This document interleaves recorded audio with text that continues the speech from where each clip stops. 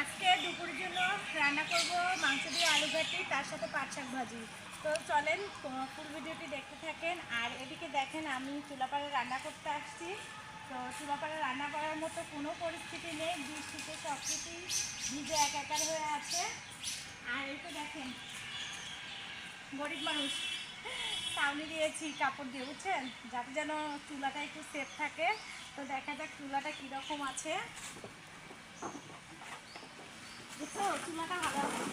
হ্যাঁ, চুলা ভালো আছে, চুলা ভেজে নেই। চুলাটা ভালো আছে কিন্তু ভেঙে গেছে, এই যে এগুলো ঠিক করতে হবে। নেপা দিও। হ্যাঁ, নেপা দেবো। আর এদিকে এই যে দেখো কি অবস্থা, পানি, তারপর তোমার হচ্ছে পাখা, সব একাকার হয়ে আসছে। পরিষ্কার করে রাখি, আজকে তো আর এখানে রান্না করতে পারবো না। আচ্ছা, গ্যাসে রান্না করবা? হ্যাঁ, গ্যাসে রান্না করবো। গরিবের ছাউনি রেখে কেউ হাসাহাসি করবেন না, বুঝছেন। খোলামেলা আকাশ নিচে পানিতে একাকার হয়ে গেছে, এগুলো না শুকানো পর্যন্ত ভালো করে ঝাড়ু দেওয়া যাবে না। আর ওদিকে দেখো হাঁস, বুঝছো, পুষ্কুনি, ছোট্ট একটা পুষ্কুনি, এই যে গোসল করতেছে। বৃষ্টি হয়ে কিন্তু ভালোই হয়েছে, জমিতে যাইতে চাচ্ছে না, জমির ধানের গাছ বড় বড় হয়েছে শিয়ালে খাবার জন্য, তার জন্য কিন্তু উপকারী হয়েছে না। হ্যাঁ, এখানে পুষ্কুনি বানাইছে, ওপাশে দিঘি আছে, দিঘির নামে না, দেখো উঁচাইয়ের মধ্যে পুষ্করিণী গোসল করতেছে। পুষ্কুনিতে গোসল করতেছে। হ্যাঁ। আচ্ছা, তো আমরা কিন্তু এখন রান্না বান্না করবো গ্যাসে, বুঝছো। আমি আজকে যারা রান্না আছে গ্যাসে করবো, পাট শাক ভাজি, আলু আর হচ্ছে আলু ঘাটি মাংস দিয়ে, আর কিচ্ছু করবো না। চুলায় তো হইলই না আজকে রান্না, এতটা বাতাসও হয়েছে, দেখেন সবজি ডাটার ডাল একেবারে ভেঙে গেছে। এই যে এরকম বাতাস হয়েছে রাতের বেলা।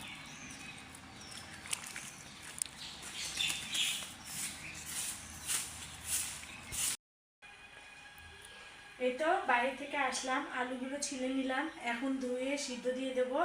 আর আজকে কিভাবে আমি মাংস দিয়ে আলু ঘাটি রান্না করব দেখতে থাকেন। বাড়িতে একবার হলো মাংস দিয়ে আলু ঘাটি রান্না করে খেয়ে দেখবেন, ভীষণ মজা লাগে।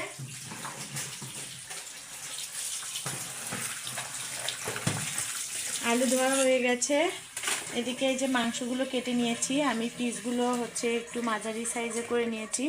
আসলে আলু ঘাটিতে মাংস সাইজগুলো একটু মাঝারি হলে ভালো হয়। তো এদিকে যে পাট শাক ভাজি করে নেব। তো আজকে দুপুরের জন্য কিন্তু এগুলোই রান্না বান্না। আকাশ খারাপ, তো গ্যাসেই রান্না করব। বাইরেতে একদম দেখতেই পাচ্ছেন চুলা একেবারে ভিজে, মানে অবস্থাই খারাপ, রান্না করার মতো পরিবেশ নেই, এই জন্য ঘরে রান্না করে নেব।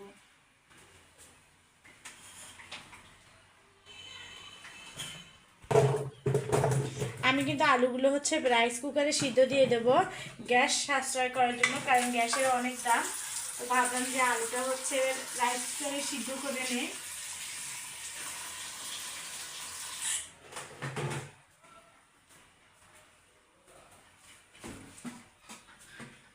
এদিকে মাংসটা প্রেসার কুকারে একটু সিজ দিয়ে নেব।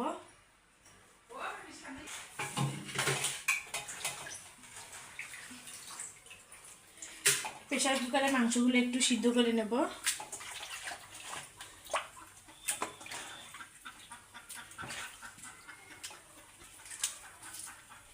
কম করে একটু পেঁয়াজ দিয়ে দেব, বেশি দেব না।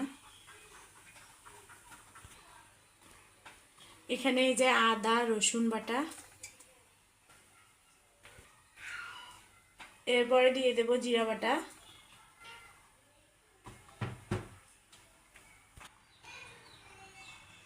এরপরে দিয়ে দেবো হলুদের গুঁড়া। আমি কিন্তু খুবই কম কম করে মশলাগুলো দিয়ে দিচ্ছি, এটা ভালো করে মশলা দিতে, বেশি করে মশলা দিতে হবে, তার জন্য এখানে কম করে দিচ্ছি।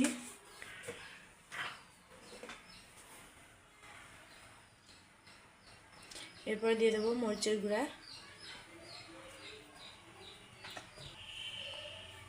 দিয়ে দিলাম স্বাদ মতো লবণ। তো আমি হচ্ছে এখন দিয়ে দেবো তেলটা, দিয়ে মানে মেখে নিয়ে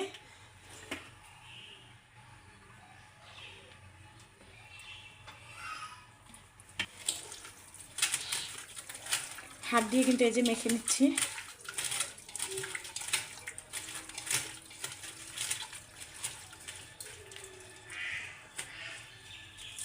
মাখানো শেষ।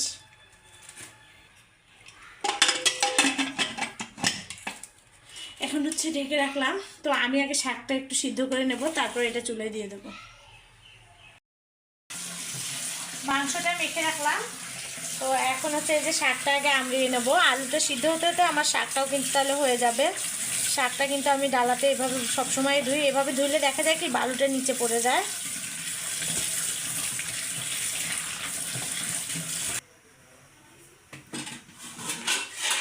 হালকা করে লবণ দিয়ে এই যে শাকটা এখন ঢেকে দেবো। শাকটা হয়ে গেছে, এখন তেলে দিয়ে দেবো। পাট শাক ভাজিতে কিন্তু রসুন, পেঁয়াজ, কাঁচামরিচটা একটু কম করে দিলে খেতে বেশি ভালো লাগে।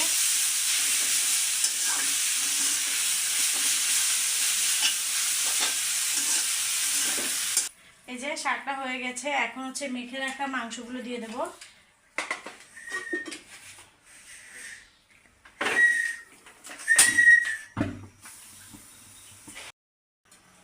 আমার হচ্ছে মাংস রান্নাটা হয়ে গেছে।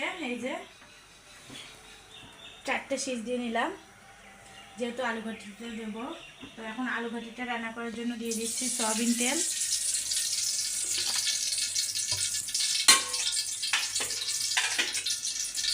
এখন দিয়ে দেবো পেঁয়াজ কুচি। পেঁয়াজটাকে আগে ভালো করে ভেজে নেব।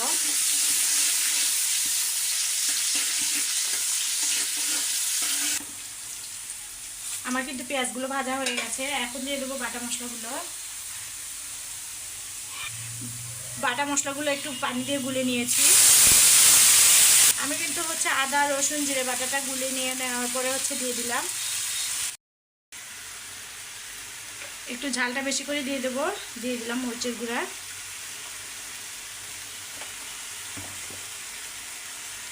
এরপর দিয়ে দেবো হলুদের গুঁড়া।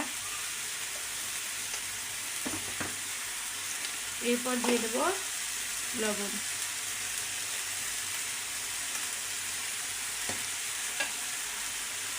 এরপরে দিয়ে দেবো ডালটা স্বাদ বাড়ানোর জন্য বা ঘাটিটা ফোড়না পাতা। এটা আপনারা অনেকেই চেনেন, অনেকেই চেনেন না।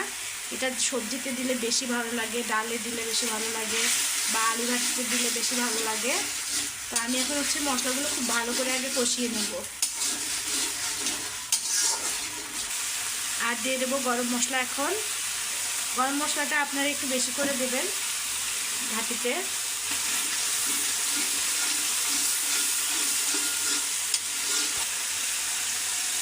এখন দিয়ে দেবো আলু ঘাটিগুলো।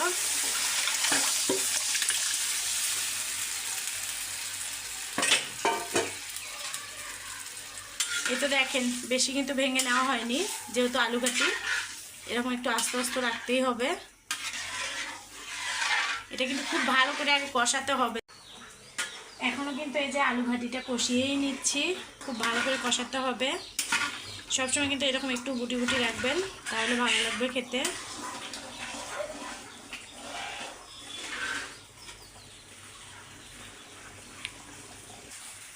এখন কিন্তু আমি হচ্ছে এই যে মাংসগুলো দিয়ে দেবো। সবগুলো দিয়ে দিলাম।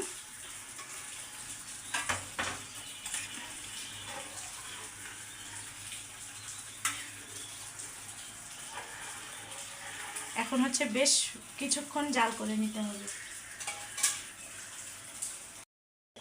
এই তো বলক চলে আসছে। তো আমি এখন দিয়ে দেবো বাড়িতে মানে গুঁড়া করে রাখা স্পেশাল মশলা। এই যে গুঁড়া, এই মশলাটার গুঁড়া দিলে এত যে স্বাদ হয় আর এত সুন্দর একটা ফ্লেভার বের হয়। আমি একটু বেশি করে দেবো। আলু ঘাটিতে কিন্তু সবসময় একটু বেশি করে মশলার গুঁড়া লাগে। তো এখন হচ্ছে একটু নেড়ে চেড়ে নেব। আমি মাঝে মধ্যেই কিন্তু আলু ঘাটি রান্না করি মাংস দিয়ে, আমাদের বাড়িতে খুবই পছন্দ করে, বা আমাদের উত্তরবঙ্গের মানুষের কিন্তু একটা পছন্দনীয় খাবার।